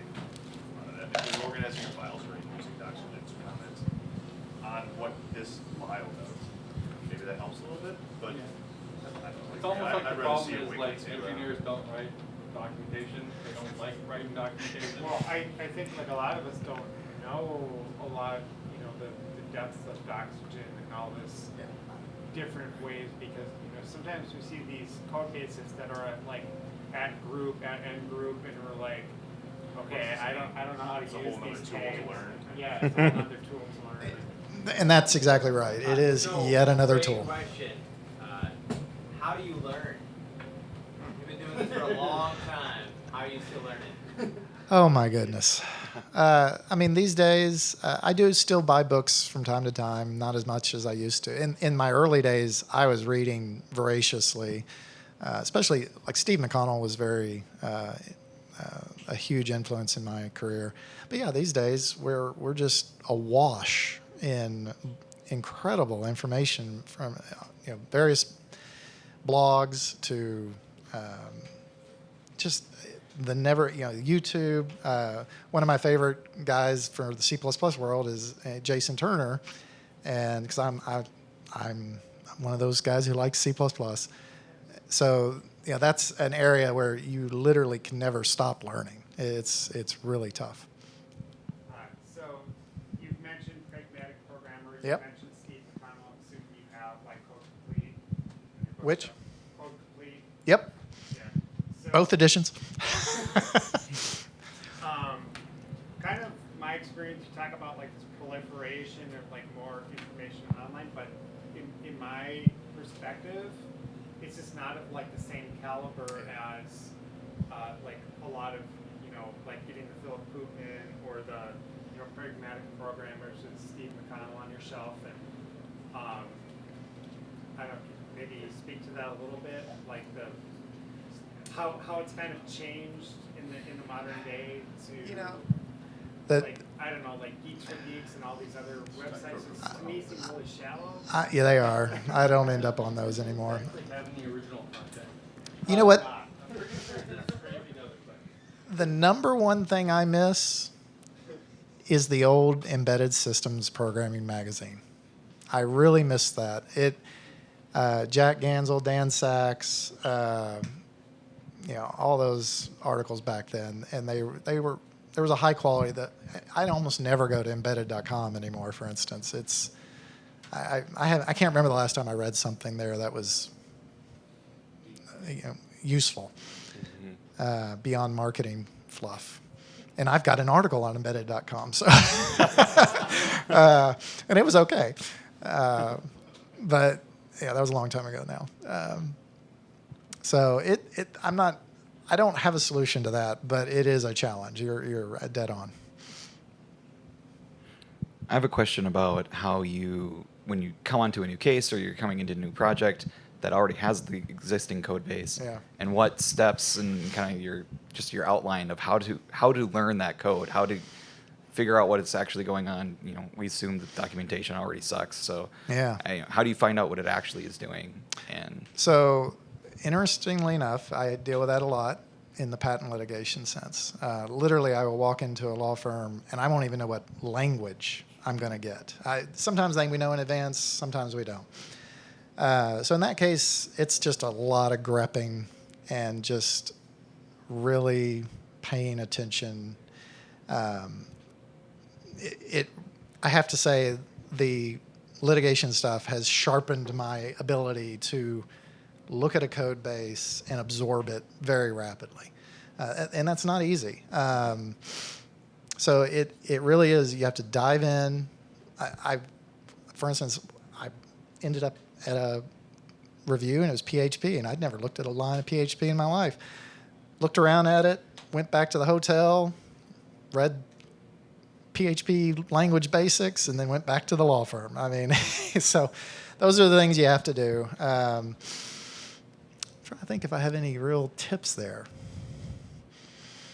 I mean, know your language is really the main thing, so that especially if you get into the higher languages like C++,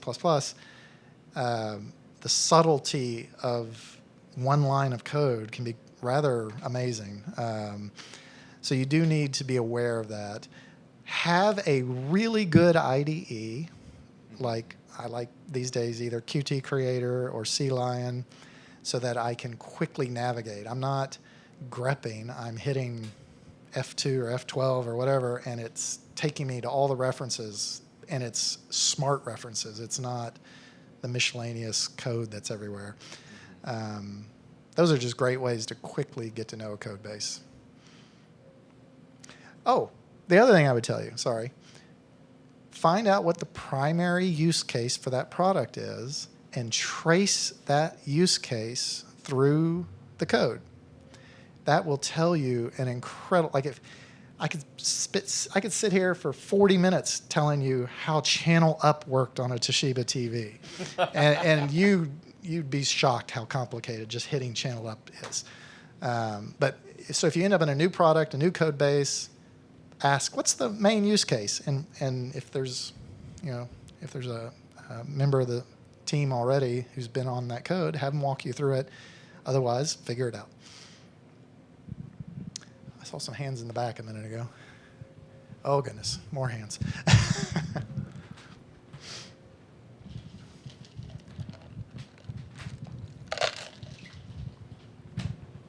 So most people at this company know that I'm an Eclipse fan, and like Eclipse is not. So you hear that? I've looked for this in VS Code. You're talking about how do you navigate a third-party pre-existing code base. Eclipse has call hierarchy view. It has source clued in browser, so you can see and you can invert those either way. And it has type hierarchy view. Call hierarchy, I've not found it in VS Code. I've looked for it. Source clued in include browser, the source include browser. I've also not found that in VS Code.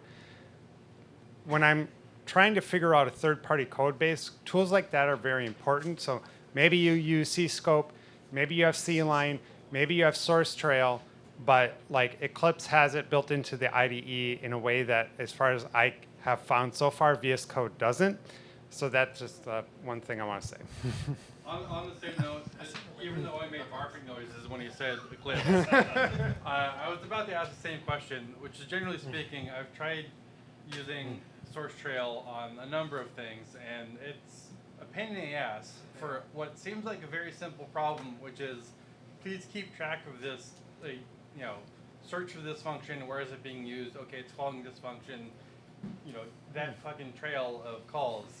It seems like a really simple problem, and SourceTrail seems like a good tool to do it, yet somehow it's terribly complicated. I guess it's not that simple. It's obviously So not that simple. imagine a function pointer. Yeah. Why else do we come out to these things and drink beer? Complain to the experts. Yes. He's here to solve all our problems. So just imagine a function pointer and think about the complexity right there and what that does to trying to figure out the flow of a just a C program. And then, of course, C++, we add virtual functions and abstract, and all that fun stuff. Which, if you use something like Qt Creator as an IDE, it does an amazing job of figuring all that out with, especially with all the Clang tools these days. It works great. Is that a proprietary, paid IDE? I'm saying Qt. Some people call it Qt. Sorry. Is it open source? Yeah, Qt is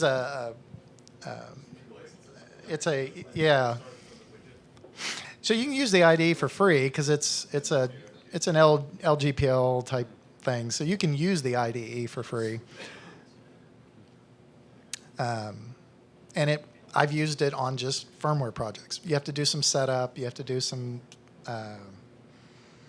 CTAG. I forget there was a tool you had to run the make files through so that it would have some smarts about which code files were actually in your project and what defines were being used and all that fun stuff.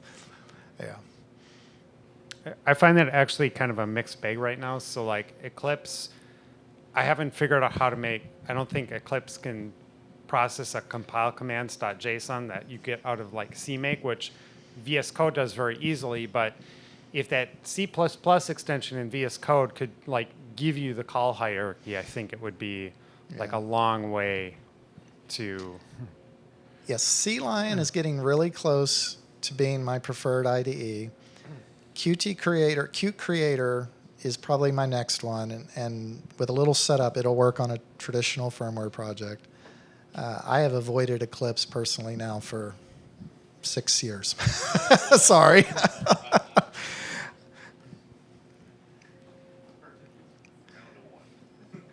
I love this conversation. There's just all these things are all the things we all worry about and are the things that are hitting us in the face all day long as we try to get our jobs done. So it's great.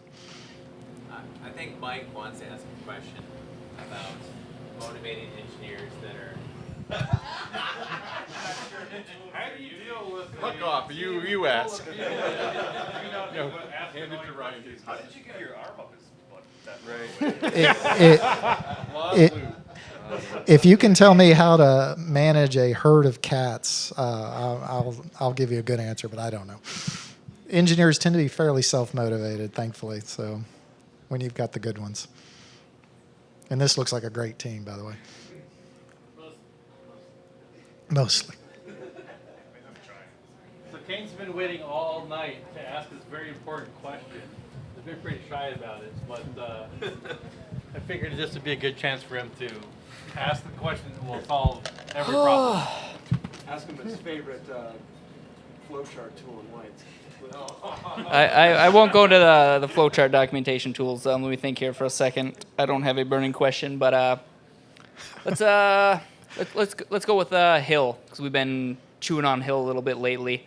I think I'm in the same boat with you in terms of unit testing, and at what threshold as you work down to the lower level drivers do you say it's not worth mocking that out, especially if unless it's a platform where you're going to use it for the next 20 years or on 5 projects. It's just not worth the squeeze. But in terms of embedded, I feel like Hill has a much larger, I guess, value proposition since you are, working with, it's integrated with hardware being on the embedded side. So we've been kind of focusing on Hill, and one thing I'm just curious to get your thoughts on is we've been pushing to kind of develop almost one step further where we integrate a kind of light footprint embedded Hill target on our actual processor itself. So we'd be able to kind of communicate that to basically hit a series of weak functions which you could override with just various things. So you could then very easily, without having like a model-based architecture where you can get all the data, you can basically poke and pry things that you normally couldn't through your traditional interfaces. So whether that's, hey, we want to just hit a while one loop is a simple example. Test your watchdog.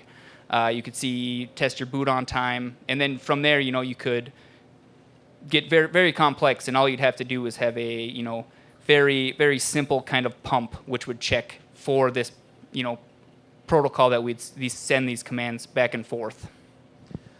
So let me get you. There wasn't a question. I'm curious. I'm curious on your thoughts on that kind of particular layout, because traditionally, obviously, Hill, you don't crack the box. This is. So let me make sure I understood. Hill is hardware in the loop.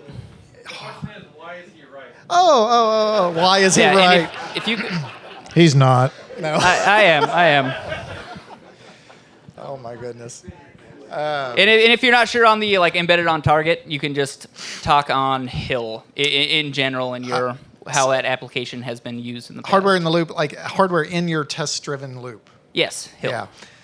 We tried to do that, didn't we, Mr. Starling, with one of our customers, and it didn't work out. It's tough. At least in that context with that project, it didn't happen. It was burning a lot of engineers' time, and they had a very ambitious idea of having like 20 or 30, 40 Raspberry Pis with the JTAG programmer and pins all driven by the Raspberry Pi to the board, and I mean it was pretty intense. You were on the right track.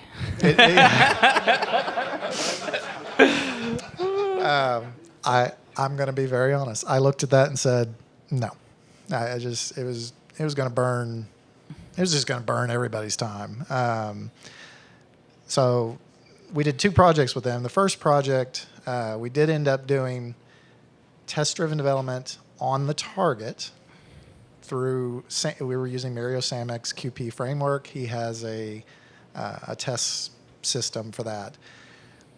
After that project, the team, at my urging, we went to fully host-based TDD and just got rid of that because the cycle time was just painful. Every time you wanted to do your tests, you were also dealing with a JTAG programming time, which was 15, 30 seconds. That's an eternity in my mind. In the TDD world, I want to be. I need whatever module I'm working on. I want those tests in seconds. When you say on host, you mean just like on target testing or host-based unit testing? So you're running your tests on your PC instead. So in the case we discussed earlier, where we're not going to be stubbing out and mocking out the entire HAL. How do you actually test even your embedded software verification and your system validation without going through a 40-hour test cycle? So again, now so you can go look at the test pyramid. Bottom of the pyramid is unit tests, integration tests, system tests, and the pyramid gets smaller. You eventually end up with your QA manual-driven tests. Most of my focus is on that lower layer, and I defer to others on the other layers, honestly. At least that's been my experience. Okay. I'm going to pass the mic now. But if you had a system that was plug and play, would you use it? Plug and play? Yeah. I'm not sure why I think this, but I feel like there's some. So when you're talking about having to pass certification for USB or whatever other thing, the thing that I immediately thought was that you're acknowledging, or rather you should be acknowledging, that there's a large upfront cost that you're going to have to pay in the back end. To what extent do you feel like it's possible to get that bought into at the beginning of the project, rather than it being something that pops up at the end? Like, so as engineers, we'll know that there's 1,000 lines of tests that we have to pass to get through certification. I don't think most managers are going to know that that means 1,000 times cost of test times developer time. Yeah, sometimes we do have to educate our managers. So that is always an issue. I have to admit, I've been primarily blessed with good managers who understood all that. I have not ended up in a situation, not really, where I had to justify that. Some very smart people have, I've seen say, you shouldn't justify that. That's just your job. If you have to write a function, then as a professional, let's make sure that there's unit tests behind that. And you don't have to justify that. You don't have to explain it. That's what you're doing as an engineer, as a professional. That's one way to look at it. Otherwise, how to teach an unteachable manager, I have no idea. Sorry. Let's do one more question. Oh. Like a burning one. Go ahead, John. In the context of modern, what are your thoughts about Rust? I really have no opinion. I've seen a little demo on Rust, but I have not dug into that language yet. So it's been on my to-do list, but I don't know. He needs to find his webcam coming out. Hey, Ryan, he needs to find. I'm going to tell you, I love C++. This is actually a real question. Despite everything else I've said. Why haven't you prioritized it? We literally are working on an article, really bottom up, about making time to learn Rust. Because I feel like most of us feel like it's probably a good idea, but we haven't. Yeah. Why haven't you? It's not an attack, it's an honest question. No. I like it. I'm thinking. Well, I could give a snarky answer, like I haven't ended up in a law firm with the Rust code in a litigation sense, so that's one reason. Why haven't I done that in the professional world, or in my development half of my life? I just haven't. You haven't been incentivized to do it. No, I haven't. And I'll be honest, I love C++. And in modern C++, well-architected design, I know there's a million pitfalls. There's all the pitfalls of C plus pitfalls of old C++. Again, I don't know enough about Rust to comment fully. I've only seen the most shallow bits of it. I feel like I've probably solved a lot of those in a good C++ design. So my first inclination today is still going to be C++. Was there one final burning question? I mean, that might have been a good place to stop, and I can ask my question. Yeah, I think my voice is almost ready to die.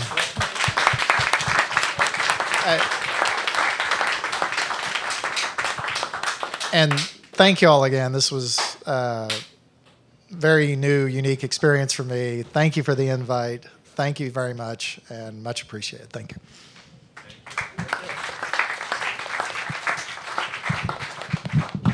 Glad I said yes.